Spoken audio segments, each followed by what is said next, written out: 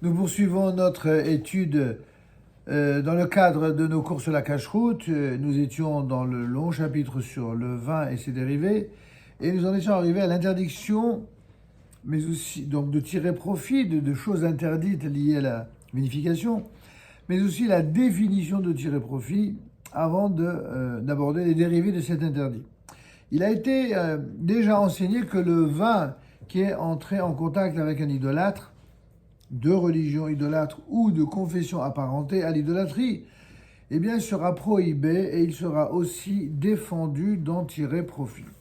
Alors, sans aucune volonté polémique ou irrespectueuse, il faut savoir que le christianisme, qui est une religion très importante parmi les religions dites monothéistes, elle n'est, pour autant, pour nous, elle n'est pas monolâtre. C'est-à-dire que le christianisme, en tout cas le catholicisme, professe, et beaucoup d'autres expressions chrétiennes professent l'idée sur laquelle il y a Dieu qui est au-dessus, Dieu le Père, et puis il y a le Fils, qui est l'incarnation divine dans l'homme chez celui qui est considéré comme le prophète des chrétiens. Il faut quand même que vous sachiez, je le répète sans esprit polémique, que le fait de diviniser un homme est considéré pour nous déjà comme de l'idolâtrie. Et donc, encore une fois, sans aucune connotation d'irrespect à l'égard de qui que ce soit, chacun a le droit d'avoir la foi qu'il souhaite et même de défendre ses idées. Là-dessus, nous respectons le principe, mais il faut quand même qu'on comprenne aussi que nos propres principes sont clairs, non ambigus et soutenus et défendus bec et ongle par nos sages. Pour nous, quand on dit l'interdiction de consommer du vin en compagnie d'un idolâtre, on ne pense pas simplement à ceux qui font Bouddha, hein. On parle aussi de ceux qui sont chrétiens et qui croient dans le fait qu'il y ait un homme qui soit Dieu. Et même dans l'islam, où en général on dit que l'islam n'est pas considéré comme une religion idolâtre, puisque il n'y a pas de divinisation d'un homme, c'est en tout cas ce que rapporte le Rambam. Pour autant, dans l'islam, de plus en plus, il existe différentes formes d'islam.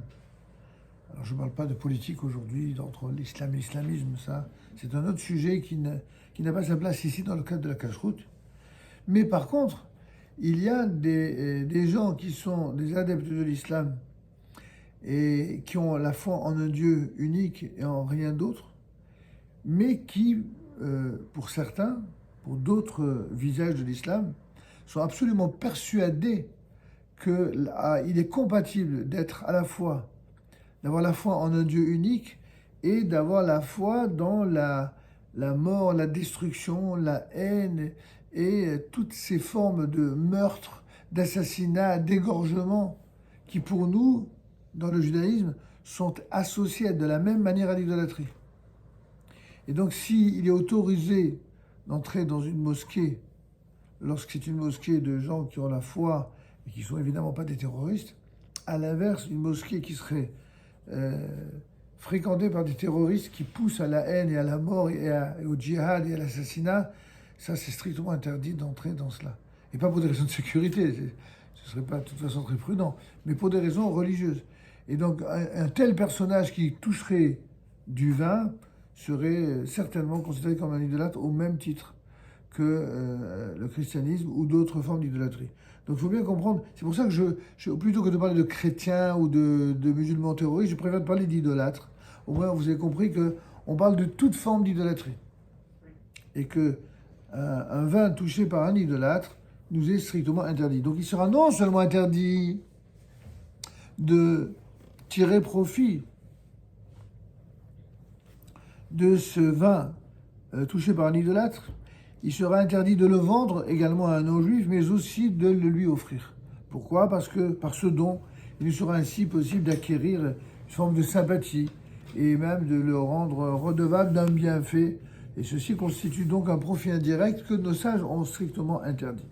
Et même si l'on ne connaît pas le non-juif en question à qui on offrirait, en l'offrant par exemple à un passant dans la rue, qu'il n'y a a priori aucun bienfait immédiat ou à espérer en retour, il sera tout de même interdit de lui offrir ce vin, comme on le voit par les consignes de nos sages.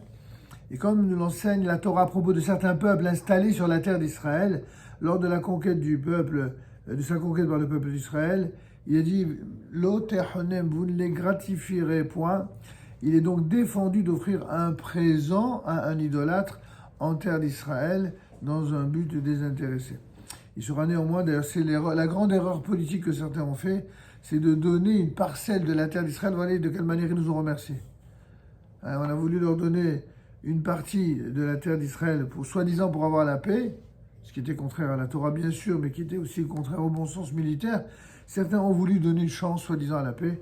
Voilà comment ces gens-là nous ont remerciés, et comment les nations du monde, au lieu d'en avoir, eux qui en ont été les témoins, et d'en tirer les leçons, voilà comment maintenant, c'est là que c'est ce qui prouve la mauvaise foi, entre parenthèses que je referme aussitôt, la mauvaise foi des nations qui soutiennent ceux dont ils savent que tout a été fait pour leur donner la possibilité de vivre en paix. Pourquoi ça n'a pas marché? Les gens sont stupides ou ils font exprès? Ça n'a pas marché parce que Dieu a voulu que ça ne marche pas. Dieu ne veut pas accepter que l'on donne une place en terre d'Israël à un peuple autre que le peuple d'Israël. En tant qu'individu, n'importe quel non-juif peut vivre en terre d'Israël, évidemment. Il n'y a aucun racisme d'État, encore moins d'apartheid, comme ces abrutis d'extrême gauche ont inventé. Il n'y a pas d'apartheid. Qu'est-ce que ça veut dire, apartheid? Crétin. Vraiment. Être à ce point crétin et un culte, c'est pas possible. Si le seul racisme qui existe parfois, c'est le racisme de l'État d'Israël contre les Juifs, oui. Pour montrer qu'ils ne sont pas racistes, ils défavorisent les Juifs par rapport aux non-Juifs. Ça, c'est très fréquent, notamment dans les universités. Donc c'est du grand n'importe quoi. À l'inverse, en ce qui concerne les territoires, la terre doit appartenir à Israël. Dieu il n'a pas donné la possibilité au peuple juif de revenir sur sa terre afin qu'il joue les généreux avec la terre que Dieu lui a donnée, mais ça ne va pas, non? À quoi ça ressemble? Vous offrez un cadeau à quelqu'un et devant vous, vous allez le donner à quelqu'un d'autre. Ça va vous plaire, ça va vous faire plaisir. Ça ne marchera jamais. Et tous ceux je sais que c'est très politique, aujourd'hui on ne parle que de ça, mais tous ceux qui veulent s'acharner à vouloir imposer un autre peuple aux côtés du peuple d'Israël, en terre d'Israël, ne sont rien d'autre que des antisémites. Que ce soit pour des raisons idéologiques fallacieuses ou même des raisons de bonne foi, parce qu'ils y croient. Ils se trompent. Si c'est fallacieux, de toute façon, il ne faut pas tenir compte d'eux parce que ce sont des ennemis d'Israël. Mais s'ils y croient de bonne foi, il faut arriver à les convaincre avec le temps que c'est une erreur. Et s'ils sont pas assez intelligents pour s'en rendre compte, voilà ce qui s'est passé le jour de Simchat Torah, c'est là pour le rappeler. Voilà ce qu'il accorder la confiance en des gens qui ne veulent que tuer, violer, égorger, c'est une erreur qui est évidemment fatale. Quoi qu'il en soit. La Torah nous le dit clairement, Lo techonem. Il est donc défendu d'offrir un cadeau, a fortiori une terre, à des gens qui sont des idolâtres, et notamment en terre d'Israël. Et il sera néanmoins permis d'offrir du vin qui serait du vin kasher à un juif même qui transgresse le Shabbat. Pourquoi cette originalité? Parce qu'on a dit la semaine dernière qu'un juif qui transgresse le Shabbat, a priori, il a exactement le même statut qu'un idolâtre de ce point de vue-là, sur ce plan-là. On n'a pas le droit de boire son vin pour faire le kiddush. Sauf l'exception qu'on a relevée, au nom d'ailleurs du Rav Ovadia Yosef, dans son fameux Yabia Omer. C'est-à-dire qu'il y a des exceptions. Mais en général, on ne boit pas un vin qui a été touché ou une bouteille qui a été ouverte par un juif qui transgresse publiquement le Shabbat. Maintenant, quels sont les dérivés de cet interdit? Eh bien, les conséquences de ces interdits sont tellement lourdes sur le plan religieux qu'elles sont susceptibles, tout simplement, d'aboutir à des mariages mixtes. Évidemment, certains qui ont déjà beaucoup de condescendance à l'égard de tout ce qui est religieux, ils vont vous regarder de haut en disant « mais n'importe quoi, mais quel rapport ?» Mais quel rapport? C'est très simple. C'est que toutes les relations de mixité sont des relations qui sont nées à partir de la séduction. Mais écoutez, c'est pas un drame sur le plan humain de tomber amoureux d'une femme a priori qui n'est pas juive, a priori. On comprend pas. Pourquoi on en fait des tonnes? La Torah, elle dit pourquoi. parce que elle te détournerait du Dieu d'Israël. Sauf que si quelqu'un il est déjà détourné par nature, il n'a reçu aucune éducation, il a pas été cette pauvre fille, qu'est-ce qu'elle a fait? Elle a été attirante, ok. Mais qu'un juif soit attiré par une femme non juive, c'est quelque chose qui peut s'entendre si justement sa vie n'est qu'une affaire humaine de séduction. Mais si c'est une vie qui est fondée sur les valeurs de la Torah, alors il doit comprendre que avec toutes les qualités physiques, plastiques ou autres qui peut accompagner une jeune femme, ça ne doit pas être cela qui doit être l'essentiel. Et c'est pourquoi une jeune femme en conversion qui est vraiment sincère, comme le sont la plupart des élèves que nous connaissons en tout cas, eh bien, sa plus grande preuve de réussite dans sa conversion, c'est lorsqu'elle fait faire teshuva aux Juifs qui est tombé amoureux d'elle. C'est ça la preuve. Vous faites le tikkun, la réparation de ce que lui a transgressé. Puisque la Torah, elle a dit qu'il ne faut pas épouser une non-juive, pourquoi? Parce qu'elle va détourner. Ok, mais moi, je n'ai fait qu'être belle. Je ne l'ai pas détournée. Est-ce que je suis responsable, moi, si son regard s'est porté sur moi? Un petit peu quand même, mais pas plus que cela. Ah, sur le plan spirituel, il faut faire un tikkun, une réparation, c'est très simple. Seule manière de réparer, c'est que de la même manière que d'une certaine manière j'ai attiré son regard, eh bien je vais aussi attirer son regard sur son âme, sa propre âme juive. Comment ça? Eh bien, quand je deviendrai juive, de la même manière que je l'ai séduit quand je n'étais pas juive, maintenant que je suis juive, je vais le séduire, mais pour les bonnes raisons. Et une femme qui fait ça, waouh, c'est ce qu'on appelle un top modèle. Version cachère, évidemment. Ou cachérisée. C'est ça comme vous voulez. D'accord? C'est de cette manière. C'est pour ça que de mon humble point de vue, en tout cas c'est la règle que nous adoptons ici, c'est que quand quelqu'un vit en concubinage ou avec une femme ou avec un homme, c'est vrai dans les deux sens, un juif, il faut veiller à ce que la personne, le conjoint, étudie la Torah en même temps que lui ou qu'en même temps qu'elle. Sinon ça ne sert à rien.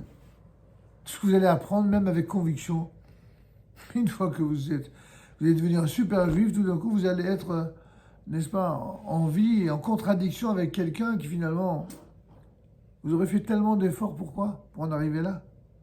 Et lui ou elle, quel effort ils ont fait? Pour vous mériter? Oui, il faut se poser aussi la question en ces termes, en termes d'honnêteté.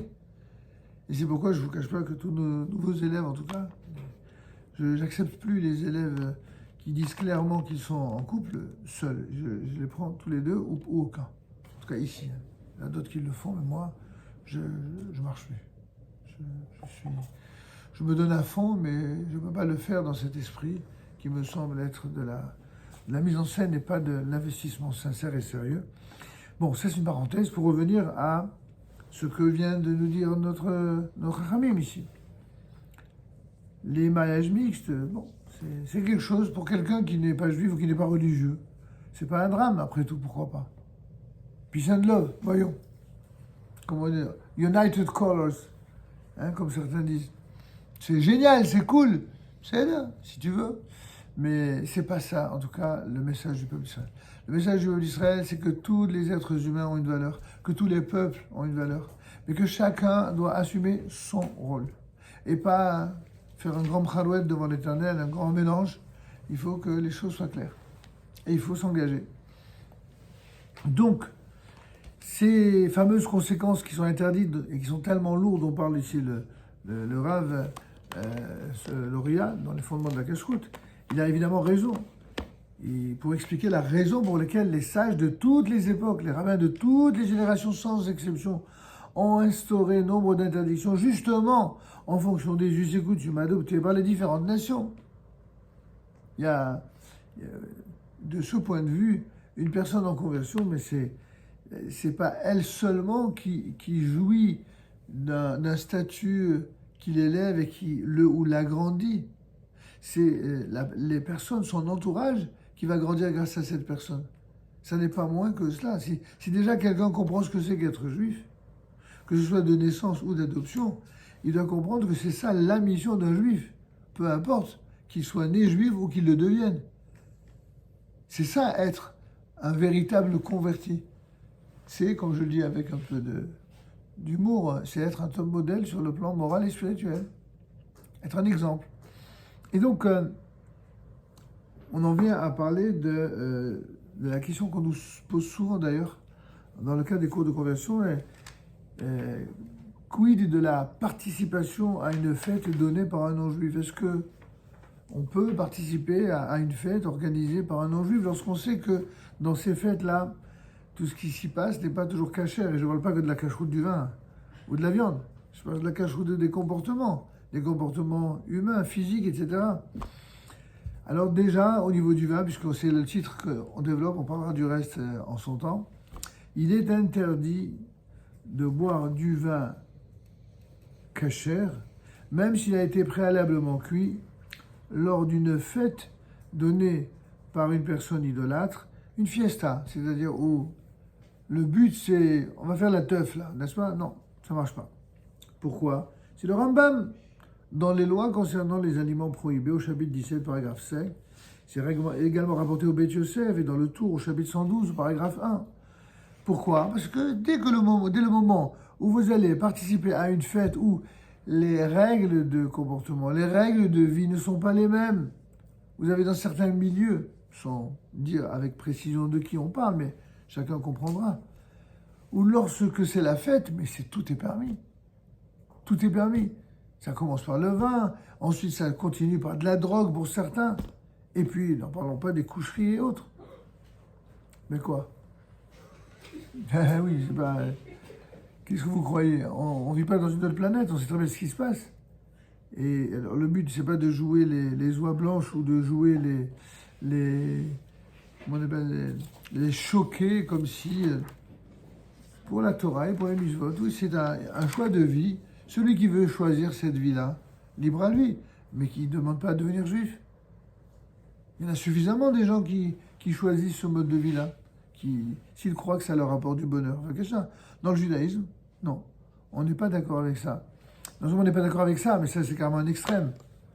Mais même quelqu'un qui ne va pas en mode de nuit, qui ne va pas, il doit être fidèle à sa femme. Vous savez le nombre de gens dans la nouvelle génération pour qui la fidélité à son épouse, oui, bon, en principe. Ou alors, oui, bon, tant que je ne suis pas à 3000 km. C'est quoi ça? C'est quoi ces raisonnements? Quand un homme rentre sous le dé du pshal et qu'il voit sa femme et qu'il lui remet la bague, à partir du moment où il remet la bague, ça veut dire que c'est elle et c'est plus personne d'autre. Point final. Et s'il peut encore avoir une pensée pour quelqu'un d'autre, c'est que c'est un corrompu. Elle ne sera pas heureuse d'ailleurs. Et lui non plus. Ça ne peut pas marcher, ça ne peut pas fonctionner. Il faudra pour les mêmes raisons s'abstenir de boire toute boisson alcoolisée. C'est la guerre que mènent certains rabbins que je connais bien dans certaines communautés. Le Shabbat, on vient pour prier. On vient pour prier, bon Dieu. Et la Séouda qu'il y a juste après la prière, certains avec leur bocha, d'autres avec leur comment ils appellent, la nisette ou la vodka, est-ce que je sais moi? Des fous furieux. Moi, dans mon enfance, ils faisaient aussi les séodotes. Il y avait une bouteille de chaque pour honorer les origines de chacun. Pour les Algériens, il y avait la nisette. Pour les Marocains, il y avait la mahia ou le whisky. Les Tunisiens avaient la bocha. Pour nos frères ashkénazes, il y avait soit le schnapps, soit la vodka. Mais il y avait une seule bouteille de chaque. Et elle faisait un mois. Pourtant, il y avait du monde. Puis les gars, ils prenaient, mais vraiment un fond pour dire genre, c'était vraiment comme ça, je l'ai vu, je raconte pas de salade, j'ai vécu ça. C'était vraiment à peine pour dire qu'on a fait un petit truc, petite folie, genre. Les gars, ils viennent, ils vous amènent, et eux-mêmes la bouteille avant Shabbat, et vas-y, et ils vous mettent ça sur les tables comme des trophées. Cinglés, chotés, là. Fous furieux, ils comprennent rien. Ils désacralisent le Shabbat, ils désacralisent la communauté, et puis ils font une honte à leur propre épouse. Comment?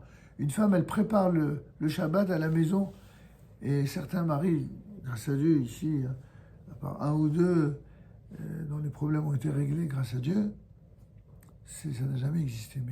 Mais imaginez que vous avez, je le sais de certains collègues qui me racontaient, Les gars, ils arrivent bourrés à la maison. Ils ne s'en rendent même pas compte l'image qu'ils donnent à leurs femmes, à leurs enfants. Mais qu'est-ce que c'est? Sans parler des divorces, et sans parler aussi de ceux qui, quand ils sont arrivés, ils sont sains, et à force de boire, ils sont devenus carrément des vrais alcoolos, dépendants. Il n'y a rien qui peut y faire. Et même les cures, rien du tout. Et ils deviennent grossiers, et ils ont l'alcool mauvais. Vous vous rendez compte le malheur qu'ils apportent à leur propre personne, à leur entourage, à la communauté? Ça n'est pas acceptable. Alors tout ça pour vous dire que ça touche tout le monde. Faut pas croire que les Chachamim, quand ils ont donné ces règles-là, ils n'ont pas visé une personne en particulier. Et nous-mêmes, on ne vise personne en particulier. On vise un comportement idéal à suivre, au contraire, à ne pas suivre. Vous comprenez? Et dans de telles circonstances, le contact avec des personnes qui auraient des mœurs idolâtres ne fait qu'aggraver encore le problème qui est déjà latent. Et cela pourrait même aboutir à des mariages mixtes, et cela ne peut être permis que si la majorité des convives seraient à la fois juifs et respectueux de la Torah des Mitzvot. Il n'est pas question de dire ici interdit aux non-juifs, mais pas du tout, ça ne va pas, non. On sait très bien que les juifs ont toujours d'excellents rapports avec les non-juifs, et notamment en dehors d'Israël. Et que ça n'a jamais empêché, on n'a jamais dit qu'il ne fallait pas inviter. Ma putain. Mais il faut que ce soit des règles juives qui président une table, pas des règles de déliquescence des mœurs. Vous comprenez? C'est ça l'idée. Et donc si la majorité des convives sont juifs et respectueux de la Torah et des mitzvot, il n'y a aucun problème. Mais si c'est seulement la moitié des participants, ou même la minorité qui sont juifs, dans ce cas-là, on ne pourra permettre une telle association autour d'un repas. Qu'arrive-t-il maintenant? Quel est le dîne concernant le mariage des non-juifs? Après tout, on a des amis non-juifs qui se marient, notamment ceux qui ont été à l'école, à la fac. On a des copains, est-ce qu'on a le droit d'aller? Moi, mon témoin civil, c'est un non-juif. C'est mon meilleur copain d'ailleurs jusqu'à maintenant, mon meilleur copain non-juif. J'ai aussi des copains juifs quand même. Je ne suis pas antisémite, je vous rassure. Mais je suis très heureux de l'avoir regardé comme un ami, tellement il est... c'était mon témoin, parce que le témoin civil, c'est pas comme le témoin religieux il doit être juif évidemment. S'il s'agit du mariage d'un non-juif, il est interdit à un juif d'y participer à ce fameux mariage, même si la majorité des participants sont juifs, dès le moment où ça débouche vers une réception qui ne serait pas cachère. Si la réception est cachère, et si il a la possibilité de garder une tenue qui soit très fidèle à la Torah et au mitzvot, alors bon, certains autorisent. Mais beaucoup interdisent même dans ce cas-là. De plus, il nous est défendu de consommer le moindre aliment, même s'il ne présente a priori aucun problème de cache-route, ainsi que toute boisson fût-elle non alcoolisée. Pourquoi? Oui. Moi, j'ai une question un peu différente. Est-ce que pour une personne qui est convertie, Oui. si sa mère n'est pas juive, elle a le droit de l'accompagner sous la roupa? Ouais, c'est évidemment, c'est absolument aucun rapport avec notre sujet. Non, mais je vais quand même vous répondre à votre question parce qu'elle est souvent posée, mais elle n'est pas du tout dans le cadre de notre cours là. Alors, normalement, idéalement, ça ne se fait pas. En tout cas, en Israël, dans les synagogues classiques, conventionnelles, ils ne le font pas. En France, il n'y a pas de règle absolue qui est appliquée partout. J'ai vu les deux. Alors, c'est-à-dire qu'a priori, idéalement, ça ne se fait pas uniquement, non pas évidemment par mépris pour la personne concernée, mais parce que la choupa, elle vient sceller une alliance qui est une alliance avec la Torah. Donc en fait, c'est un peu déplacé, pour ne pas dire c'est narguer les gens présents, que de dire on met sous la choupa des personnes pour qui la Torah, c'est pas leur truc, quoi. C'est pas leur référence.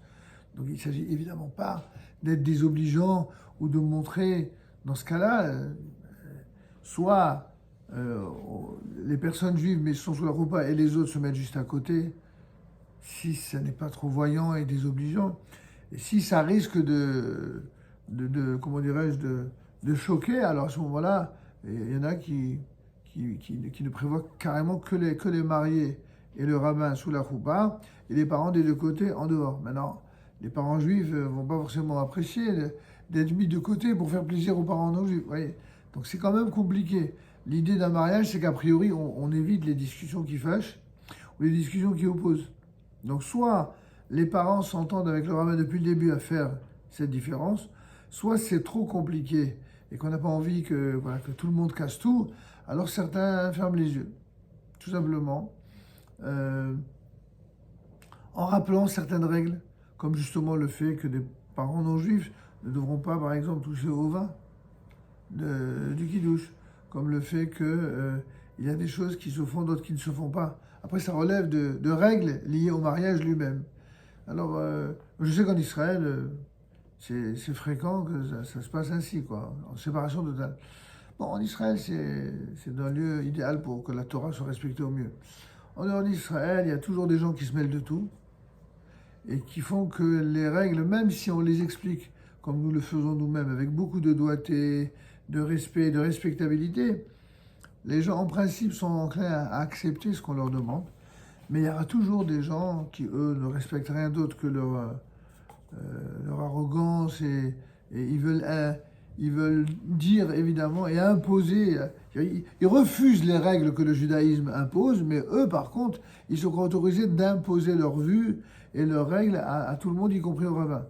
Donc je ne veux pas donner trop de détails sur cette question, mais la réponse, pour pas qu'elle soit erronée, je vous l'ai dit clairement, c'est qu'a priori, c'est les parents concernés d'eux-mêmes, s'ils sont intelligents, c'est eux qui demandent à rester un tout petit peu en retrait, juste pendant les Shabbat Brachot sous la choupa, et après ils reviennent, aucun problème. De toute façon, le mariage va avoir lieu normalement après, la fête, etc. Idéalement, c'est comme ça que ça doit se faire. Si ça risque de créer des dissensions gravissimes, alors à ce moment-là, vous voyez avec le Rav qui va célébrer la choupa, qu'est-ce qui est éventuellement faisable ou non, sur quoi il peut assouplir ou non. Moi, je ne vais pas répondre au nom de tous les rabbinim. Chaque Rav est assez grand et habilité à prendre la décision qui sied à la situation en cause. D'accord ?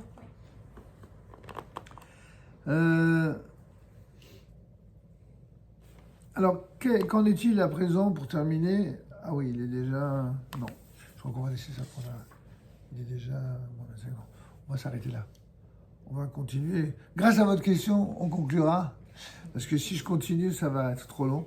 On abordera la semaine prochaine la question de la fréquentation des bars et des cafés.